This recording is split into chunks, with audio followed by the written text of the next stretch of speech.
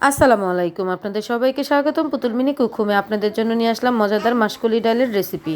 আমি মাসকলি ডাল ভিজিয়ে রেখেছি পানি দিয়ে, তার সাথে মাথাগুলো ছোটো ছোটো করে কেটে ভেজে নিয়েছি। তার সাথে পেঁয়াজ, কাঁচামরিচ, এলাচ, দারচিনি, তেজপাতা দিয়ে ভালো করে ভেজে নিব।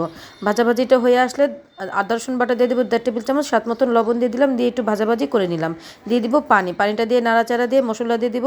হলুদের গুঁড়া দিয়ে দিলাম 1.5 টেবিল চামচ, মরিচের গুঁড়া দিয়ে দিব 2 টেবিল চামচ, একটু হালকা একটু ঝাল হবে। আর জিরের গুঁড়া দিয়ে দিলাম 1.5 টেবিল চামচ, দিয়ে মশলাটা আমি ভালো করে কষিয়ে নিব। মশলাটা কষানো হয়ে গেছে, মাথাগুলো এখন দিয়ে দিব। মাথাগুলো দিয়েও ভালো করে কষিয়ে নিব। কষানোর পরে এখন আমি ডালগুলো দিয়ে দিব। ডালগুলো দিয়ে কিন্তু ভালো করে কষিয়ে নিতে হবে, নাহলে কিন্তু কাঁচা কাঁচা একটা গন্ধ বলবে। আমার ডালটা ভালো করে কষানো হয়ে গেছে, এখন আমি গরম পানি দিয়ে দিচ্ছি।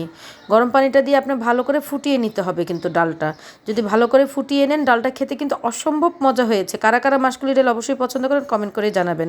আজকের মাসকলি ডালটা কিন্তু অন্য প্রসেসে আমি রান্না করেছি। এভাবে করে যদি বাগার দেন, পরবর্তীতে ডালটা খেতে বেশি মজা লাগে। মাসকলি ডালটা কিন্তু প্রায় হয়ে গেছে, এখন আমি নামিয়ে ফেললাম। অবশ্যই কিন্তু কমেন্ট করে জানাবেন। আল্লাহ হাফেজ।